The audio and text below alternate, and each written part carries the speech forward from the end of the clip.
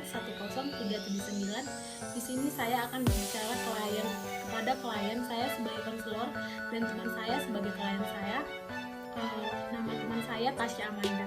Selamat menyaksikan. Bye, see you. Halo, selamat siang. Silakan duduk. Terima kasih. Baiklah, sebelumnya perkenalkan nama saya Lela Imelda Upusungguh. Saya konselor dari Biro Psikologi yang akan bersama Mbak saat ini. Boleh saya tahu nama Mbak siapa? Nama saya Tasya Amanda Sinaga. Nama panggilannya Mbak dengan nyaman? Biasanya cara manggil saya itu Tasya. Oh, Mbak Tasya. Mbak Tasya, gimana kabarnya sekarang? Cukup baik. Gimana Mbak tadi cuaca dari luar? Bagus atau gimana? Cerah sih Mbak. Oke. Mbak kegiatannya saat ini apa? Kuliah apa kerja? Saya kuliah sambil kerja Mbak kuliahnya di mana? di Bandung di Telkom. Kerjanya? Saya kerja jadi barista di coffee shop gitu. Oh, berarti Mbak pekerja keras juga ya? Ya seperti itu Mbak. Oke. Baiklah, terima kasih sudah bergabung bersama kami dalam kesempatan ini. Sebelumnya saya akan menginformasikan hal-hal penting. Yang pertama, apa yang Mbak ceritakan akan kami jaga kerahasiaannya. Jadi Mbak tidak perlu takut untuk menceritakan masalah Mbak. Bisa kita mulai konselingnya? Bisa. Oke. Silakan diceritakan. Jadi di awal pandemi dulu itu di tahun 2000 awal tahun 2020 saya tuh kan punya pacar Ya, Mbak. terus pacar saya itu kita tuh LDR, dia di Medan, saya kan di Bandung. Ya. Jadi kita tuh Itu, ketemu maaf, ya. itu sebelumnya dalam posisi Mbak kuliah atau lagi apa gimana? Saya di situ sudah kuliah, Pacar Mbak? dia udah kerja. Oke. Nah setelah itu kita tuh kan jumpanya sekali setahun ya, kadang 2 kali setahun. Kalau dia dapat cuti dia datang ke Bandung, biasanya sih gitu. Nah terus selama beberapa bulan terakhir dia tuh kayak nggak ada kabar gitu loh Mbak. Komunikasi gitu ya? Sekali, padahal dia tuh saya lihat tuh sering online gitu, kadang dia juga ngepost foto dia gitu. Tapi saya pribadi karena saya golongan orang yang nggak terlalu peduli sama hal yang kayak gitu. Saya ya udah gitu, nggak mau komen, nggak mau chat dia juga. Nah terus Tapi bentar Mbak, saya Iya. potong. Sebelumnya pacar Mbak itu nggak pernah mempost foto Mbak atau gimana gitu? pernah, cuma ya itu tangan kita aja yang pegangan gitu, foto tangan kita aja gitu. Nah terus jadi saya kan punya teman saya ini, teman dia juga gitu. Saya kenal teman saya ini dari pacar saya ini. Nah jadi teman saya itu pernah pergokin dia lagi jalan sama cewek lain. Betul, teman satu kampus dia, satu kerjaan dia juga. Nah jadi terus teman saya itu ngelapor dong sama saya. Tapi karena saya tipe orang yang Nggak kalau percaya misalkan ya? kalau misalkan saya nggak lihat secara Saya langsung, langsung, saya nggak akan percaya gitu aja gitu. Nah terus setelah teman saya bilang gitu, pacar saya mungkin karena udah takut ketahuan gitu, nah dia ngechat saya dong setelah beberapa bulan gitu. Nah jadi dia ngechat saya nanya kabar gitu, terus dia minta maaf karena ada menghilang beberapa bulan ini. Saya sih ya udah maafin aja gitu kan. Terus Instagram dia kan tertinggal tuh di HP saya. Saya sebelumnya nggak pernah kayak buka-buka apa dia gitu sih, karena itu kan privasi dia ya. Terus setelah itu masuklah ada notif kalau ada yang nge-tag dia di story gitu kan. Nggak sengaja saya ketekan gitu. Jadi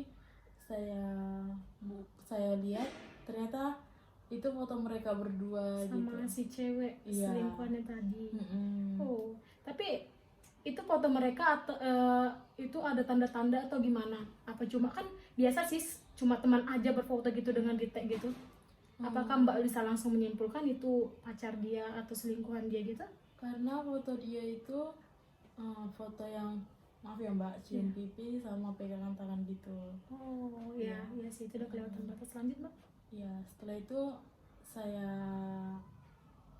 capture dong. Iya. Terus saya kirim ke dia. Saya nggak ada ngomong apa-apa. Terus saya kirim aja itu. Terus dia bilang, itu kemarin kita memang sempat jalan, tapi ya gitu-gitu aja katanya. Ya namanya juga cowok, ada rasa bosan Iya. karena LDR kata dia Iya. gitu kan. Tapi kan sebosan-bosannya cowok, Dia harus bisa jaga hati iya, pasangannya. saya kan juga di sini LDR juga kan. LDR bukan dia aja kan, Iya. pasangannya tuh saya gitu kan. Iya. Setelah itu ya udah dia minta maaf lagi, ya gitu-gitu aja deh. Terus setelah itu saya dapat chat dari pacarnya nih, selingkuhannya nih. Jadi selingkuhan masnya ngechat Mbak. Oh. Nah setelah itu dan dia ngirim foto mereka lagi staycation di hotel gitu. Berarti dia berniat mempanasin Mbak gitu Iya, dan yang buat saya kayak cukup stres ya, karena kan saya sama pacar saya ini kan udah pacarannya itu cukup lama. Dan kita memang belum pernah berhubungan intim kayak gitu Mbak. Iya. Ya kita sewajarnya orang pacaran aja gitu. Kalau udah sampai ke intim gitu kita belum pernah. Nah terus si foto yang dikirimkan selingkuhannya ini, itu tuh foto mereka lagi staycation. Terus si cewek lagi pakai kayak handuk gitu, terus si cowok, terus pacar aku ini telanjang dada. Jadi di situ kayak tanda tanya dong. Iya. Ya udah setelah itu, memang saya itu bukan tipe orang yang terlalu mau memikirkan percintaan gitu sih. Cuma ditambah lagi kemarin papa saya ketahuan selingkuh. Oh, jadi masalah Mbak itu berdouble-double Iya. ya. Jadi Mbak agak stres gitu ya. Oh. Terus papa saya selingkuh, di teman kerja juga berulah, terus tugas di kuliah, tambah lagi tugas yang di kuliah gitu. Jadi kayak semuanya itu numpuk gitu. Iya. Kayak Sesak di dada ya. Iya. Jadi Mbak nggak ada niatan ngasih tahu ke pacarnya kalau misalnya cewek ini udah ngasih foto loh entah gimana gitu. Iya, saya udah kirim papnya si cewek tadi ke pacar saya gitu. Jadi respon pacarnya apa Mbak?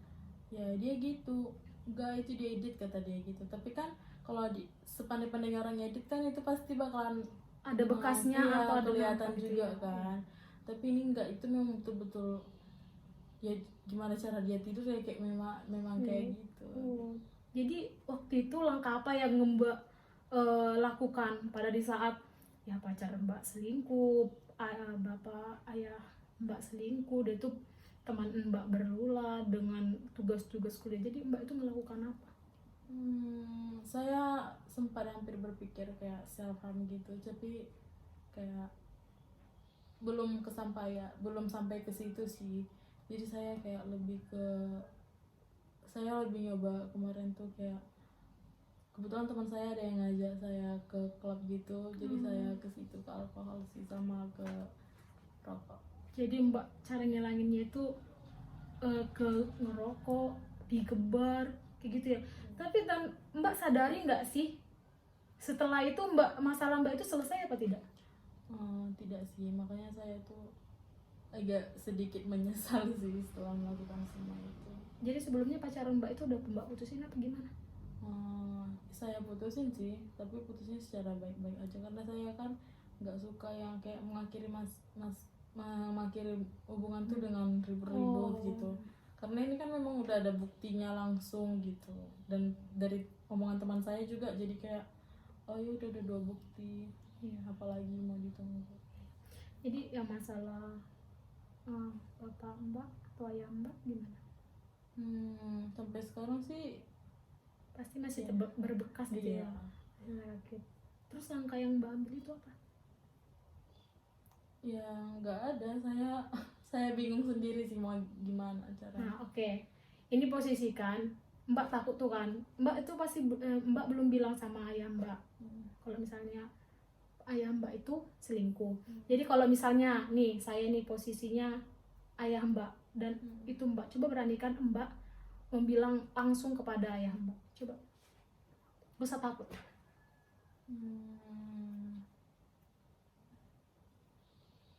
Gimana ya? Apa mbak gimana? Tolonglah mengertilah gimana keadaan mama atau gimana gitu. Ngertiin gitu. Ya sebagai anak bungsu sih jujur saya tuh kecewa banget sih ya sama papa. Tapi ya gimana ya, mau disesalin juga kayaknya udah terlanjur gitu, karena kepercayaan orang itu kan susah untuk didapatkan, tapi papa hancurin kayak gitu aja. Kasihan loh mama jadi single parent gitu di usianya yang sekarang. Sebetulnya sakit banget sih, kayak hianati papa ditambah dihianati pacar aku juga. Kayak papa bisa nggak sih berubah gitu, kembali lagi ke kita, jangan ada pikiran seperti itu lagi, karena papa juga bukannya muda, papa juga udah tua gitu. Apa salahnya kalau nikmatin aja waktunya sama keluarga sampai ajal menjemput kayak gitu. Oke. Jadi tadi kan udah dapat masalahnya. Ya kalau misalnya tugas kuliah ya mbak harus menyelesaikan. Kalau itu memang wajib Nah, sih. jadi tadi mbak juga udah tahu jawabannya itu, udah mbak di mbak semua, mbak udah jawab semua. Jadi masalahnya itu ya mbak tadi, kalau soal pacar percayalah Tuhan udah ngatur jodoh mbak. Jadi ya kalau misalnya dia udah nggak baik, dia udah melakukan yang tadi itu ke orang lain, berarti dia tuh memang bukan manusia yang baik. Mau dia secinta apa, mau dia memang sih kalau dari kata-kata dia tidak mengaku itu, berarti dia masih istilahnya masih sayang ke mbak. Tapi kalau udah dia menghancurkan satu cewek, dia bersama cewek itu aja, karena cewek itu, cewek selingkuhannya tadi pasti dia merasa aku udah dirusak loh gitu, pasti dia tuh merasa hancur gitu kalau misalnya ditinggalin sama cowok yang ini. Jadi buat mbak percaya Tuhan pasti kasih jodoh yang terbaik buat mbak. Nah, dan kalau soal papa tadi mbak kan sudah menceritakan, harusnya mbak harus berani, harusnya mbak itu bisa menceritakan atau membilang, atau nggak salah sih kalau misalnya anak itu menceritakan keluh kesahnya atau melarang ayahnya kayak gitu. Buat mbaknya juga tadi soal masalah kuliah, ya itu udah tugasnya mahasiswa. Jadi kita tuh harus, ya ada waktu nggak ada waktu ya kita harus kita harus kerjakan. Nah jadi gitu. Jadi apakah masih ada yang mbak ingin ceritakan? Sudah itu aja sih masalah yang saya hadapi belakangan ini. Baiklah, selesai sesi konseling kita pada hari ini. Sepertinya waktunya juga udah habis, kita sudahi ya mbak. Selamat siang. Terima kasih mbak.